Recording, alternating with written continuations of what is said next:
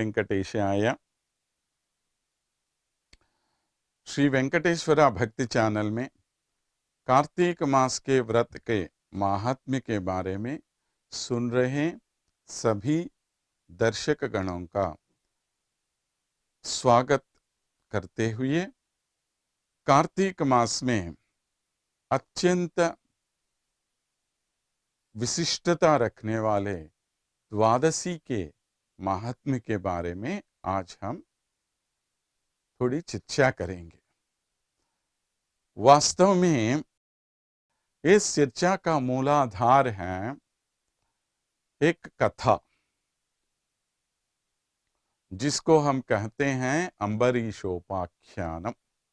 विष्णु महापुराण में भी इस अम्बरीशोपाख्यान से संबंधित यही कथा उसी रूप में प्रचलित है।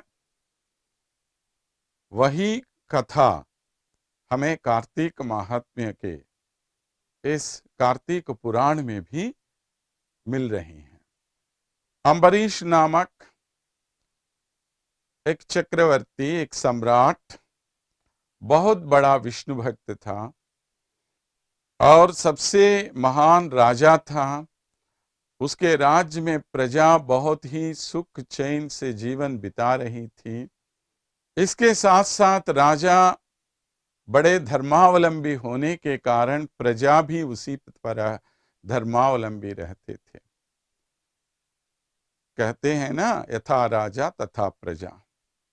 तो ये राजा को एकादशी व्रत का नियम है, माने हर एकादशी को वे उपवास रखते थे और द्वादशी का पारण करते थे। ये अवश्य हमें जानना चाहिए। जिस प्रकार एकादशी के दिन पर उपवास रखना नियम है, उसी प्रकार द्वादशी के दिन पर पारण करना भी एक नियम है। पारण माने क्या है? भगवान का प्रसाद स्वीकार करना, माने जो उपवास इसके पहले रखा गया है उसको तोड़ देना। वो कब करना है? जिस समय तक द्वादशी की तिथि है उसके पहले ही करना है। अगर द्वादशी तिथि चली गई और त्रयोदशी आ गई तो द्वादशी का पुण्य आपको नहीं मिलेगा। इसलिए द्वादशी पारायण सबसे आवश्यक हमें बताया गया है। तो कार्तिक मास में एकादशी के दिन पे उन्होंने उपवास रखा। साधारणतः सभी संत लोग एकादशी को उपवास रखते ही हैं। तो ऐसे एक महर्षि थे जिनका नाम था दुर्वासस। दुर्वास महर्षि अपने क्रोध के लिए संसार में बड़े प्रसिद्ध थे। तो ऐसे महर्षि भी उपवास रखा और वो इनके पास आया उस दिन। तो जब दुर्वास जैसे महर्षि उनके पास आते तो राजा ने उनका बहुत ही अतिथि सत्कार किया, बहुत प्रसन्न हुआ। लेकिन एकादशी तिथि होने के कारण, उपवास के कारण उन्हें खाने के लिए कुछ नहीं दिया इन्होंने। वैसे द्वादशी का समय भी हो रहा है, तो मुनि जी से उन्होंने प्रार्थना की, हे महर्षि, आप हमारे साथ आज द्वादशी पारण करें। ये हमारे लिए बहुत बड़े सौभाग्य की बात हो जाएगी। दोनों हाथ जोड़कर उन्होंने उनसे प्रार्थना की। तो दुर्वास महर्षि ने कहा, हाँ ये सही बात है। तो हमने भी ऐसे उपवास रखा और हम अवश्य द्वादशी पारण के लिए आपके यहां ही आएंगे। इसके पहले मैं अपने शिष्यों के साथ नदी में जाकर वहां स्नान करके वापस आ जाऊंगा, कहा। तो राजा अम्बरीश ने कहा, वैसे ही है तो सही बात है, तो आप जाइए और वापस आ जाइए महर्षि। तो ये गए, लेकिन वापस आए ही नहीं। और द्वादशी का समय बीत रहा था वहां पर। अगर द्वादशी का समय हो गया तो उनको जो द्वादशी के पारण का फल मिलना है वो नहीं मिलेगा। 10 बार एकादशी व्रत रखने से जो फल मिलता है वो एक द्वादशी पारण में ही मिल जाएगा। यानी अगर द्वादशी पारण द्वादशी जाने के पहले ही ये नहीं कर पाएगा तो 10 एकादशियों का जो पुण्य उनको मिला वो सब पूरा पुण्य उनका चला जाएगा। बहुत ही विषम स्थिति है ये। ओके, अगर हम द्वादशी पारण करें तो जो अतिथि हमारे घर आए और जिन्होंने कहा कि आप मेरी प्रतीक्षा करो, उनको छोड़कर अगर मैं पारण करूं यहां पर, माने कुछ खा लो, पारण करना माने कुछ तो खा लेना है ना, तो वो अतिथि सत्कार में लोप हो जाएगा, उनके प्रति ये अवज्ञता हो जाएगी। तो करूं क्या? बहुत ही धर्म संकट स्थिति हो गई है उनको। मैं कैसे इस स्थिति से बाहर आ जाऊं? तो उन्होंने सभी मंत्रियों से, पुरोहितों को, सबको बुलाकर पूछा, बात ऐसी है। अब दुर्वास महर्षि आने के लिए कहा, लेकिन वे तो आए नहीं और द्वादशी का समय बीत रहा है, मैं क्या करूं? तो लोगों ने, वहां के धर्मज्ञों ने जो बताया, प्रभु हम तो इस विषय में कुछ नहीं बोल सकते, क्योंकि अगर हमारी बातों में कुछ गलती हो गई तो दुर्वास महर्षि इतने क्रोधित हैं कि वो हमें कोई शाप दे देगा। अगर आपको कुछ खाने के लिए कहेंगे तो उनको गुस्सा हो जाएगा। अगर हम ये कहें कि नहीं नहीं नहीं नहीं आप अतिथि के लिए आप प्रतीक्षा करो, तो आपके द्वादशी का के पारण का फल आपको नहीं मिलेगा, ये व्रत टूट जाएगा यहां पर। तो दोनों सही नहीं है। जिसको द्वादशी व्रत करने की शक्ति है उस आदमी से अगर ये कहें कि आप द्वादशी पारण मत करो तो वो भी बहुत बड़ा पाप ही है ना। तो हम क्या बोलेंगे? ये सिर्फ आपके लिए ही नहीं, हमारे लिए भी धर्म की संकट स्थिति है। तो हम कुछ नहीं बोल सकते प्रभु, ऐसा उन्होंने कह दिया। तो राजा को और क्या करेगा? तो अम्बरीश ने सोचा, तो एक तुलसी का दल डाल के पानी पी लेंगे। तो पानी तो कोई आहार नहीं होता, खाना तो नहीं होता ना वो, लेकिन थोड़ा पानी अंदर जाने से द्वादशी के पारण का फल मुझे मिल जाएगा, और वो भी कार्तिक मास का द्वादशी, तो कैसे छोड़ सकता है? तो ऐसा सोचकर उसने क्या किया, थोड़ा पानी ले लिया। जैसे वो पानी ऐसे पीने लगा, थोड़ा सा, बस एक गुटकी पानी, ज्यादा नहीं, बस कहां से आ गया पता नहीं, दुर्वासा महर्षि वहां आ गए। उनको देखते हैं उनको इतना गुस्सा आ गया, इतने क्रोधित हो गए, अरे ये क्या कोई तरीका है? इस प्रकार एक अतिथि को आप अपने घर बुलाकर अतिथि के आने के पहले तुमने खाना खा लिया? तुम बोल सकते हो कि पानी कोई खाना नहीं है, खाना नहीं तो क्यों लिया नो तुमने? इससे भी तुम्हारे जीवन की रक्षा होती है ना। तो जिससे तुम्हारा जीवन चलता है वो सब आहार ही है, चाहे वो पानी हो, चाहे खाना हो, चाहे रोटी हो, चाहे दाल हो, जो भी हो, जिससे जीवन चलाने में कोई अड़ंगा आपको ना हो तो वो आपको खाना ही होता है। तो आप कैसे कह सकते हो कि आपने ये व्रत नहीं तोड़ा। किसी अतिथि को घर बुला के अतिथि के आने के पहले खाना खाना अतिथि का अपमान करना है। और तुम्हें मेरा अपमान करने का दंड तो अवश्य मिलना चाहिए।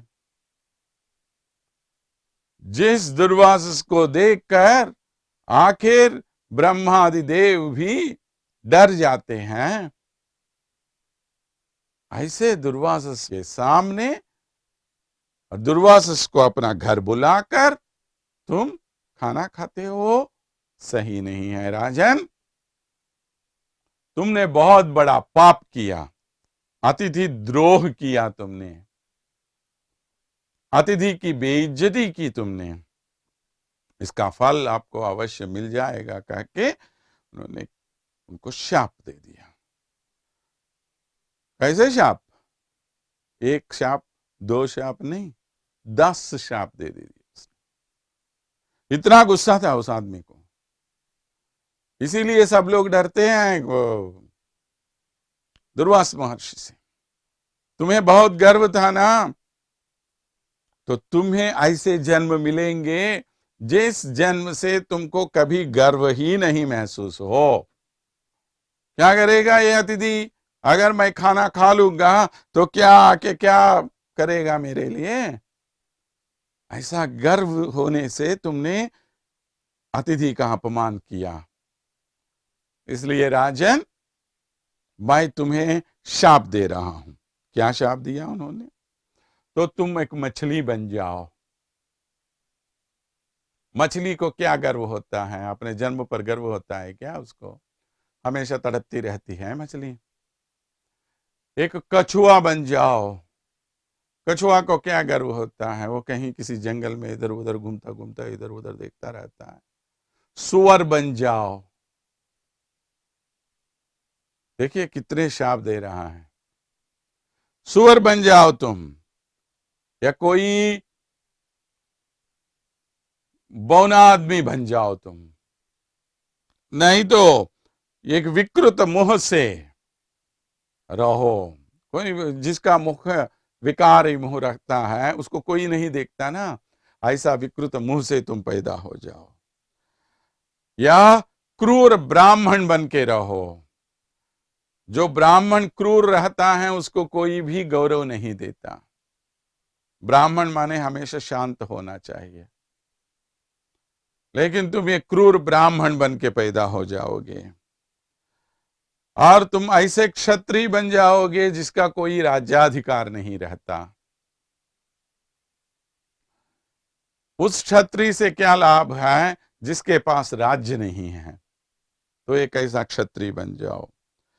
तुम क्षत्रिय होके भी ज्ञान शून्य बन जाओ, और एक जन्म ऐसा होगा तुम्हें, कोई ज्ञान नहीं होगा तुम्हें, और तुम बनोगे एक पाषंड मार्गी। पाषंड मार्गी माने जो वेदों से बताए गए मार्ग से दूसरा अलग मार्ग बताने वाला है पाषंड मार्ग। ऐसा पाषंड मार्गी बनोगे तुम। और तुम ब्राह्मण बनकर भी कोई राज्याधिकार तुम्हें नहीं होगा। इस प्रकार 10 शाप दिए उन्होंने उसको, अम्बरीश को। लेकिन क्या बताया गया पहले ही, भगवान विष्णु के परम भक्त है ना, तो क्या भगवान अपने भक्तों को इस प्रकार कष्ट होने देगा? नहीं। तो ये शाप उसको नहीं लगना चाहिए। अगर ये शाप उसको लग गए तो अपने भक्त को बहुत कष्ट भोगना पड़ेगा, है ना। इसलिए उन्होंने क्या किया, अब इसको कष्ट ना हो, लेकिन उन्होंने जो शाप दिए उन शापों को अपनी शक्ति से इन्होंने रोक लिया, तो ब्राह्मण का अपमान हो जाएगा। और ब्राह्मण का अपमान करना कभी नहीं चाहते भगवान विष्णु। तो इसलिए उन्होंने क्या किया, भगवान आपने जो भी शाप दे दिए हैं वो सभी शाप मैं अपने ऊपर ले लूंगा, मैं इन सब का भोग लूंगा मैं। इसीलिए भगवान विष्णु को ये सभी जन्म उठाने पड़े। क्या क्या शाप दिए उसने? पहले मछली बनने का, भगवान विष्णु का पहला अवतार है मत्स्यावतार। वेदों का उद्धार करने के लिए मत्स्यावतार में आए भगवान इस लोक में। देखिए इन ऋषियों का, इनके क्रोध का लाभ ही हमें होता है। उस दिन उन्होंने जो श्राप दिए, उन श्रापों के फलस्वरूप भगवान विष्णु को इस लोक में आना पड़ा। लेकिन इस प्रकार आने से मानव जाति का उद्धार हुआ। जब इस प्रकार वेदों से हम दूर हो गए हैं, उन वेदों का उद्धार करने के लिए पहले वे मत्स्यावतार में यहां आए, और उसके बाद देव दानवों का बीच जब लड़ाई हुई है, देव दानवों का बीच में समझौता करने के लिए कूर्मावतार कच्छप बनकर आए हैं, कछुआ बनकर यहां पर आए। भगवान विष्णु के उस दिन आने से क्या हो गया, कितना लाभ हुआ। ऐरावत कहां से आया, उच्चैश्रव कहां से आया, कल्पवृक्ष कहां से आया, चंद्रमा कहां से, साक्षात मां लक्ष्मी देवी कहां से, आखिर अमृत कहां से, ये सब कहां से आए हैं? उस दिन समुद्र मंथन से। समुद्र मंथन क्या हो सकता था भगवान विष्णु के बिना, कूर्मावतार के बिना? क्या वो हो सकता था?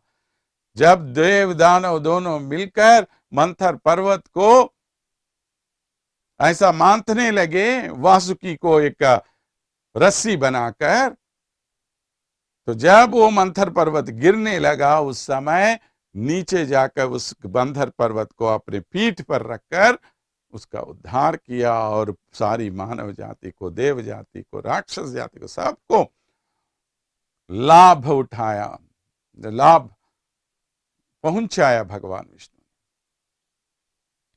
उसके बाद फिर से और एक बार वेदों का अपहरण हुआ और भूमि को डुबा दिया समुद्र में, तो उसे फिर से उठाया वराह अवतार में जाकर। तो इस प्रकार वराह रूप में जाकर भूदेवी का उद्धार किया उन्होंने। तो उसके बाद एक छोटे बौने से आदमी के रूप में वामनावतार में जाकर बलि चक्रवर्ती के गर्व को कम कर दिया। तीनों लोकों में अपना विश्व रूप दिखाया और त्रिविक्रमावतार में हुआ, और अपने भक्त प्रहलाद की रक्षा करने के लिए और हिरण्यकशिप को मारने के लिए विकृत मुख से नरसिंह रूप में आ गए। नीचे शरीर मानव का शरीर और ऊपर एक शेर के मुंह से बड़ा भयानक रूप धारण करके आ गए परम भक्तालु महाविष्णु। और क्रूर ब्राह्मण के रूप में आए परशुराम अवतार में। 21 बार क्षत्रियों का नाश किया परशुराम अवतार में, और क्षत्रिय होकर भी राज्याधिकार नहीं रहा रामावतार में। कितने साल जंगलों में उन्हें घूमना पड़ा। उसके बाद क्षत्रिय होकर भी ज्ञान शून्य की तरह घूमते फिरते रहे। क्षत्रिय वंश में पैदा हुए हैं भगवान कृष्ण, लेकिन गए यादवों के वंश में, और उनके साथ साथ गायों के पीछे घूमते हुए, उनके साथ रहते हुए, वो गोबर उठाते हुए, वो घास भूस उनको देते हुए, वो पशुओं को, इस प्रकार उसने जिंदगी बिताई जैसे उसे कोई ज्ञान है ही नहीं। तो ये कृष्णावतार भी उसी का एक कारण है। और पाषंड मार्गवेदी बनकर वेदों से जो भी बताए गए हैं मार्ग, उन मार्गों से दूसरे अलग होकर बुद्धावतार में वेद बाह्य मार्गों लोगों को नया मार्ग दिखाया पाषंडी बनकर। और उसके बाद कल के अवतार में राज्याधिकार नहीं होने वाले ब्राह्मण के रूप में आने वाले। तो इस प्रकार 10 अवतार रूप धारण किए भगवान विष्णु किसके लिए?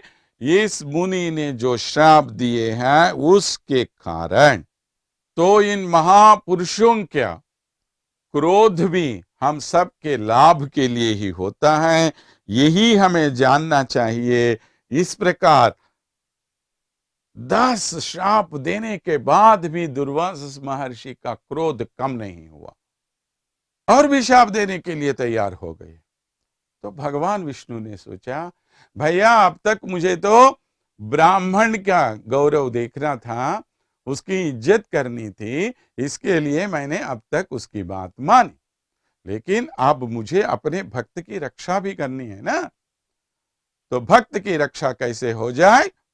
तो अब मैं अपने भक्त की रक्षा करने के लिए अपना चक्रायुध भेजूंगा सोच के उन्होंने अपना चक्रायुध भेज दिया और कह दिया, आप कह रहे हो कि पानी पी लिया, पानी पी लिया, बहुत घोर अपमान, घोर घोर अपमान। क्या पानी पीना कोई अपराध होता है? अंभसा केवली नहीं व द्वादशी तेन साधिता अंभसो भक्षणे तस्य को दोषस्य महात्मनः। क्या कह रहे हो? पानी पीने से कोई दोष होता है? वो कोई खाना होता है? आप ऐसा कहना सही नहीं है मुनि, इसके लिए अभी आपको दंड मिलेगा, कह के उन्होंने अपना चक्रायुध भेज दिया है। उसके बाद आगे क्या हुआ वो अगले दिन देखेंगे हम। तब तक के लिए स्वस्थ।